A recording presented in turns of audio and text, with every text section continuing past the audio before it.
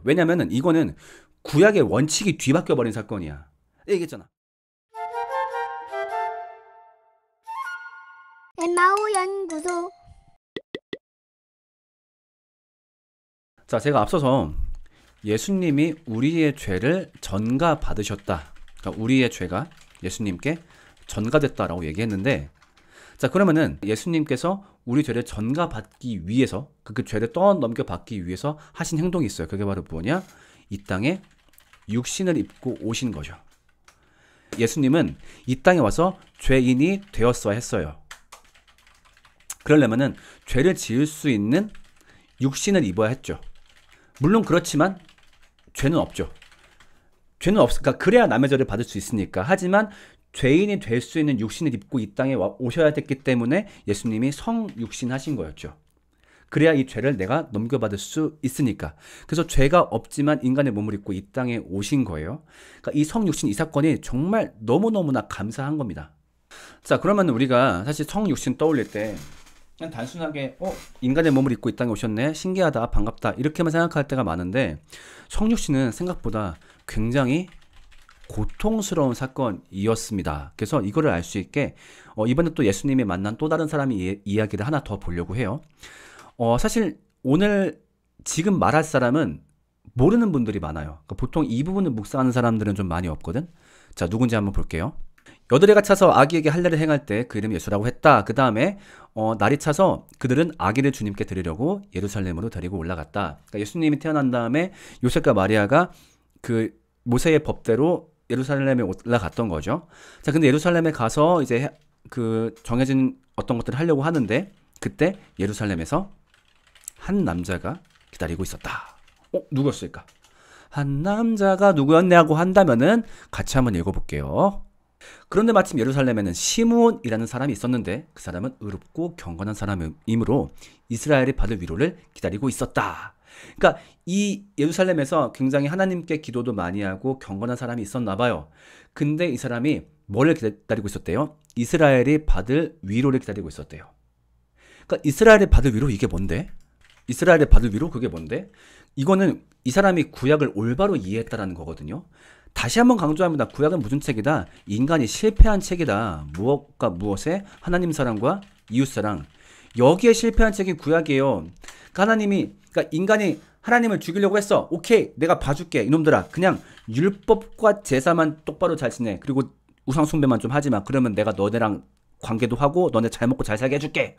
근데 결국 이 두 가지의 실패를 해요. 하나님 사랑과 이웃 사랑에. 그러니까 마지막까지 선지자들이 얘들아 제발 돌아와라, 제발 돌아와라, 돌아와라, 돌아와라. 근데 안 돌아오고 성경이 끝나버려.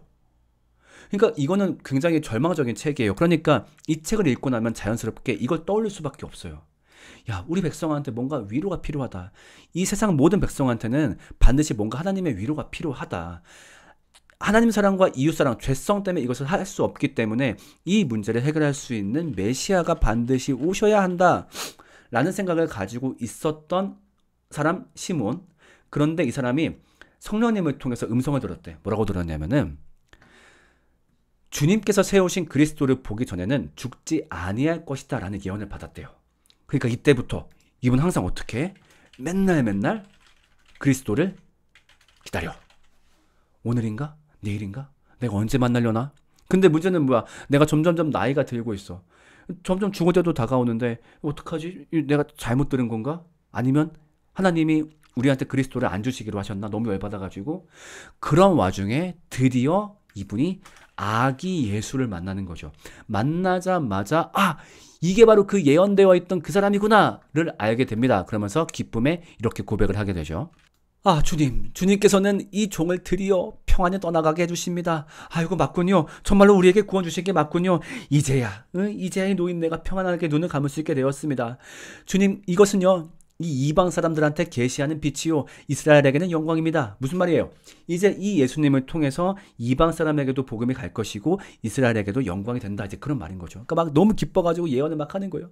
아이고 하나님, 드디어 이 노친에게 이걸 보게 했군요. 내가 이제 눈 감을 수 있습니다. 이제 드디어 그 위로가 왔군요. 막 감격합니다. 자, 그 다음에 여기서 예언을 끝내는 게 아니라 이분이 마리아를 보게 됩니다. 딱 마리아를 보면서 갑자기 너무나 가슴이 아팠나 봐요. 그러면서 마리아에게 참 안타까운 예언을 더합니다. 뭐라고 얘기하냐면요.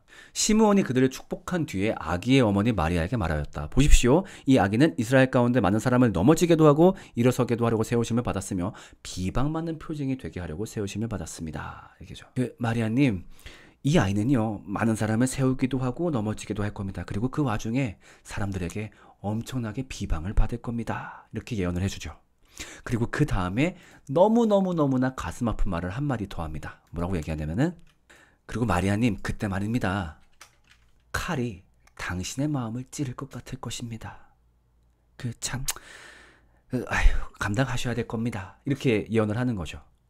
왜냐면은 마리아는 예수님의 육체적 어머니이기만 해라고 하기에는 어쨌든 진짜 어머니다 보니까 아들이 사람들 앞에 비난받고 그 와중에 심지어 십자가의 못에 박혀 죽는 것을 보아야 하는 거죠.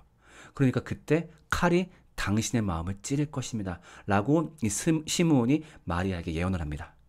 그러니까 이 모든 건 뭐예요? 분명히 예수님이 이 땅에 오신 사건, 즉 성육신은 너무너무나 고통스러운 사건이다. 라고 하는 거죠.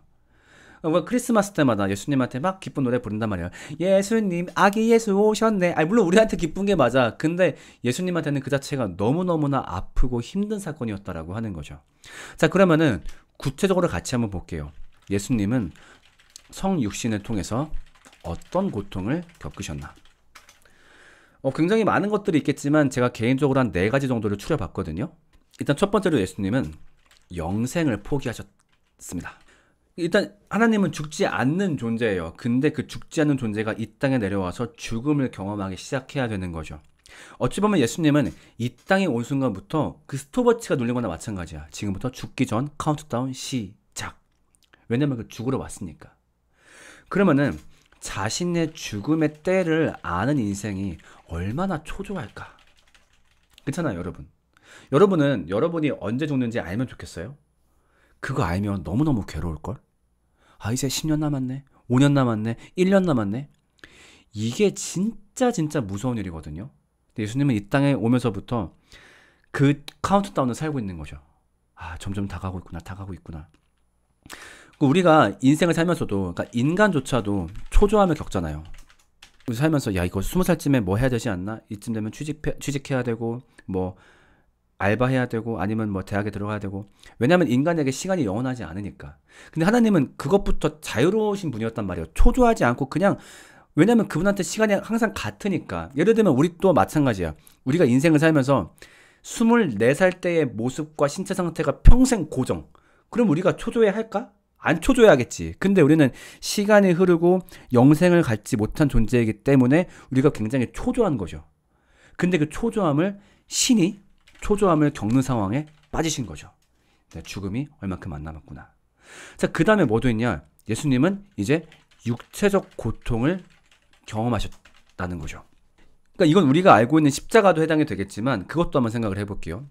예수님이 출산되실 때, 이게 정확한 정보인지 모르겠는데 제가 그걸 들은 적이 있어요. 아이를 출산할 때 산모도 고통을 받지만 아기가 겪는 고통이 상당히 심각하다라고 들었거든요. 예수님이 얼마나 충격이었을까? 그 고통을 경험하실 때. 예수님은 아픔을 느끼지 않는 존재예요. 근데 아픔을 느낄 수 있는 그 몸을 입고 왔단 말이야. 와, 그러면은, 근데 그 첫 등장, 예수님이 출산될 때 그 고통을 겪으면서 얼마나 놀라셨을까? 얼마나 아프셨을까? 그 처음 겪는 고통이. 그 다음에 예수님의 직업이 뭐였어요? 목수. 목수가 되면은 어떤 도구를 많이 다룰까요? 나무, 못, 망치. 근데 이거 뭐 할 때 쓰는 재료야? 이거 십자가의 재료. 예수님은 자기가 십자가에서 돌아가실 걸 알고 계셨잖아. 그럼 목수로서 나무, 못, 망치를 대할 때 얼마나 마음이 복잡하셨을까요? 그렇죠? 그러다가 일하다가 한 번쯤 못에 찔리거나 이렇게 베인 적도 있을 거냐. 그럼 그때 생각이 진짜 많으셨을 것 같아. 그러니까 하다가 다치시면서 야, 이것도 이렇게 아픈데 나중엔 진짜 얼마나 고통스러울까. 그 고통과 초조함이 너무너무나 극심했겠죠. 자, 그 다음에 예수님은 또 어떤 고통도 성육신으로 경험하시냐면은 예수님은 어떤 관계의 고통도 경험하시는 거죠. 여러분, 예수님이 이 땅에서 공생애를 사는 동안 우신 적이 있었을까요? 없었을까요? 우신 적이 한 번 있었죠. 언제? 나사로가 죽었을 때. 그러니까 마리아랑 마르다가 와서 예수님 빨리 와주세요. 우리 오빠가 죽을 것 같아요. 그래가지고 가고 있는데 이미 가는 도중에 나사로가 죽었다라는 얘기를 듣게 되죠. 그 다음에 나사로의 무덤 앞에 서게 됩니다. 무덤 앞에서 슬퍼하는 마리아와 마르다 그리고 무덤을 보게 됩니다. 그때 예수님이 놀랍게도 눈물을 흘리시죠. 성경 보면은 예수께서 우시더라. 요한복음 11장 35절 맞나? 네. 성경에서 가장 짧은 구절입니다. 영어 성경 기준으로 성경에서 가장 짧은 구절이에요. Jesus wept 이렇게. 근데 예수님이 우신다는 건 어찌 보면 좀 이해가 안 가요. 왜냐면은 예수님은 나사로를 살리러 오셨거든요. 얘가 살아났고 또 알아요. 근데 그 현장을 봤더니 너무너무 가슴이 아픈 거죠. 이 땅에 와서 인간적인 관계가 맺어지고 있다가 죽음으로 그것이 단절되는 모습을 보았을 때, 그리고 그것 때문에 고통받는, 죽음으로 고통받는 그 이별의 고통 앞에서 우는 사람들을 보았을 때 예수님은 한 번도 경험해보지 못한 어떤 관계의 고통을 경험하지 않았을까 생각이 들어요. 너무너무 가슴 아픈. 그래서 부활이 있음을 알고 있음에도 예수님은 그 앞에서 우신 거였죠. 자, 그 다음에 예수님은 또 뭘 경험하셨냐? 수치도 경험하셨죠. 수치. 여러분, 제가 약간 불경한 질문 하나 던져볼까요? 예수님이 똥을 싸셨을까요? 안 싸셨을까요? 당연히 똥을 싸셨겠죠, 당연히. 인간의 몸을 입고 있으니까. 자, 그러면은 예수님이 아기 때, 신생아 때 똥을 싸시고서, 그래도 하나님이시니까 기저귀를 자기 스스로 갈았을까요? 못 갈았을까요? 못 갈으셨겠죠, 아기니까. 그럼 어떻게? 울어댔을 거예요. 마리아를 부르는 거죠. 으앙 하고서 자기 똥기저귀 갈아달라고. 누가? 신이 피조물한테 그 자기 부끄러운 똥꼬와 성기를 보이면서 그 손길을 기다려야 하는 그 수치감. 제가 이거를 언제 간접적으로 느껴봤냐면은 요양병원에서 갔을 때 어떤 보호사님이 이제 그런 말을 해주시는 거예요. 저기 환자 한 분 가리키면서 저분이 옛날에 현역 럭비 선수였어요. 이렇게 얘기하시는 거예요. 럭비 선수가 정말 얼마나 등치도 컸고 팔팔했겠어요. 근데 그분이 저기에 빼빼 마른 몸으로 누워있는 거예요. 심지어 자기의 몸도 못 가눠가지고 옆에서 누가 그 요양보호사가 기저귀도 남이 갈아줘야 하는 상황으로. 그걸 보는데 너무너무너무 무서웠어요. 진짜. 와, 인생에 저런 건가 진짜? 그 팔팔하는 사람이 자기의 똥조차 갈지 못해가지고 남의 손길을 바라야 돼. 이게 얼마나 그 수치스러울까요? 그 활발했던 그 기억이 있는 사람이. 근데 그나마 막 보호사가 와가지고 어르신 그 다리 들어보셔. 똥도 많이 쌌어. 막 예를 들면 뭐 어떻게 하셨을지 모르겠지만 막 그렇게 막 나를 막 되게 귀찮아하고 더러워하는 어떤 그런 손길을 만약에 또 경험한다면은 정말로 얼마나 죽고 싶을까, 그 수치감이. 저는 그것이 예수님이 느끼셨을 수치감이라 생각을 하거든요. 자기가 똥도 못 갈아서 인간의 손을 빌려야 돼. 이런 수치를 경험하시고 또 무엇보다 십자가에서 얼마나 큰 수치를 경험했어요. 자, 한번 읽어볼게요. 말씀. 예수를 지키는 사람들이 예수를 때리면서 모욕하였다. 또 그들은 예수의 눈을 가리며 말하였다. 너를 때린 사람이 누구인지 알아맞혀 보아라. 예수님 눈 가리고서 때린 다음에 야, 누가 때렸게? 맞춰봐. 너 신이라며? 누가 때렸게? 맞춰봐, 병신아. 막 했던 거죠. 이게 얼마나 수치예요. 얘네들을 위해서 온 건데, 얘네들에게 하나님과의 관계 회복을 선물하기 위해서, 그래서 악함과 죽음으로부터 해방되기 위해서 하는 건데 너무나 큰 수치를 경험하는 거죠. 그러니까 이 모든 건 엄청난 사건이었던 거예요. 그러니까 성육신은 단순히 신의 인간 강림 그런 게 아니었다. 물론 다른 신화에서도 신이 인간으로 강림한 사건은 많아요. 대표적인 게 뭐야? 우리가 알고 있는 단군 신화. 그거 보면은 환웅의 아들 환인이 이 땅에 내려와요. 이 땅에 뭐 하러 내려와? 다스리기 위해서 내려온단 말이죠. 쫙. 근데 예수님의 성육신은 차원이 달라요. 그 누구보다 고통받기 위해서, 인간의 죄를 전가받기 위해서, 그리고 그 과정에 발생하는 모든 수치를 다 감당하기 위해서 이 땅에 오신 거죠. 그러면은 도대체 그렇게까지 이 땅에 오신 이유가 뭐야? 라고 했을 때, 그래야 인간의 죄를 용서받을 수 있으니까. 그럼 그렇게까지 인간의 죄를 용서해 주려는 이유가 뭐야? 여기서 되게 어이없는 답이 나와요. 왜? 사랑하니까. 딱 하나. 이것 때문에. 이것 때문에 그 성육신 그 모든 것들을 다 했대요. 그러니까 여기서 우리가 너무너무 익숙하게 알고 있는 구절이 등장합니다. 그게 바로 뭐예요? 요한복음 3장 16절. 하나님이 세상을 이처럼 사랑하사. 이처럼. 이 모든 수치를 감당할 만큼 이처럼 사랑하사. 그러면 이게 진짜 무슨 말인지 감이 오는 거죠. 와, 예수님이 진짜 사랑했다라는 말이 이게 진짜 보통 말이 아니구나. 인간이 상상할 수 없는 너무너무나 놀라운 크기의 사랑이었구나 라는 걸 알게 되는 거죠. 그러니까 우리는 아까 맨 처음 등장했던 시므온 할아버지를 통해서 예수님이 얼마나 고통스러운 사건을 겪어야 될지에 대해서 들었어요. 그러니까 본인도 수치를 당하고 동시에 그 주변에 그 마리아 또한 너무 큰 고통을 당하는 이제 그런 것들이 예언이 되었죠.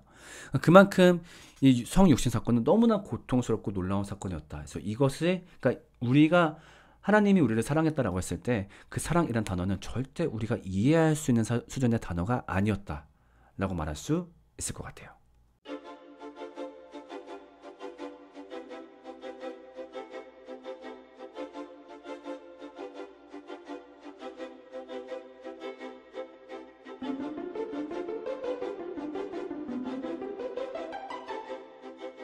엠마